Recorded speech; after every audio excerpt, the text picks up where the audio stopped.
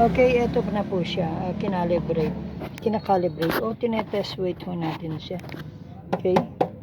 Okay. Nasa 40 kilo. Okay. Okay. Dagdagan po natin na 1 kilo. So, 50 kilo. So, okay naman siya.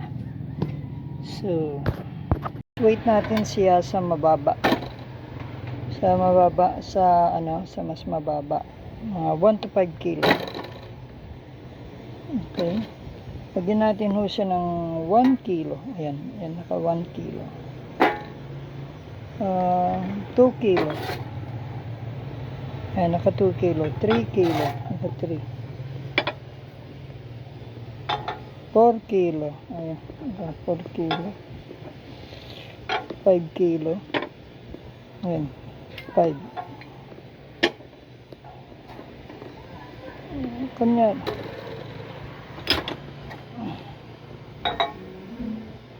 4 kilo.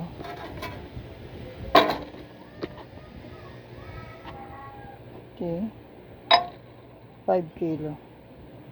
May over ng konti, pero okay na rin siya. Ngayon, nag-adjust ho tayo.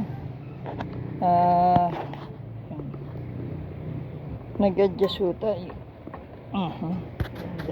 Ngayon, nakalibrate na natin at ng tama at testingin na natin. Okay, sa tama na ito. Maraming testing tayong ginawa eh. So, 1 kilo. Okay, naka 1 kilo na siya. Then, 2 kilo. Yan. Plus 1 kilo, 3 kilo. Then, plus 1 kilo, 4 kilo.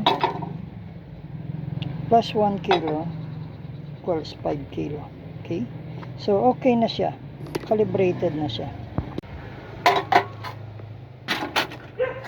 Sa kalahating kilo, ayan o, kalahating kilo, okay siya. So, ngayon naman po, isasara na natin siya. Lilinisin pala natin. Patapusin natin yung paglilinis. Okay?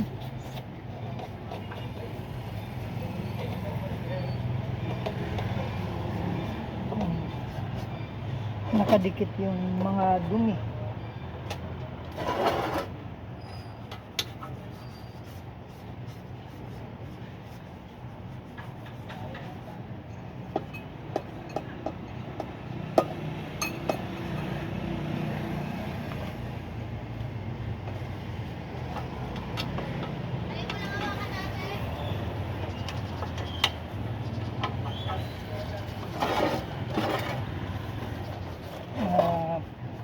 Kaya nga rin, nakadikit yung mga dumi, linisin na lang natin ng konti at okay, mahalaga.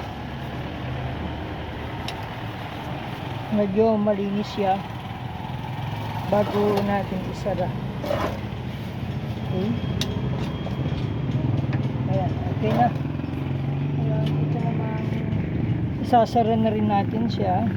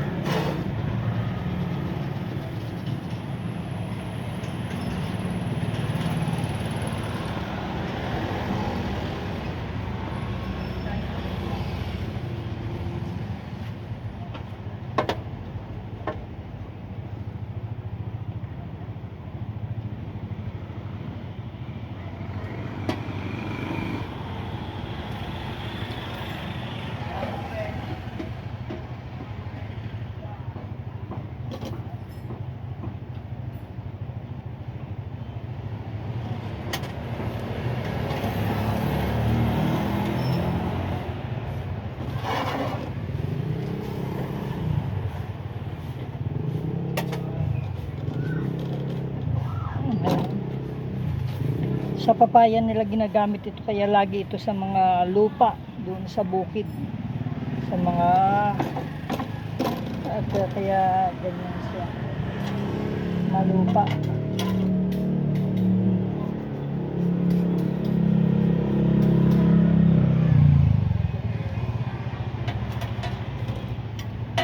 Ito yung salamin niya.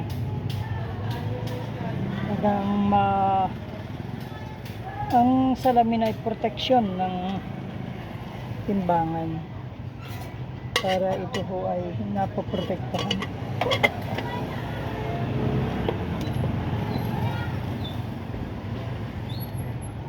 Okay, pause natin, mahirap.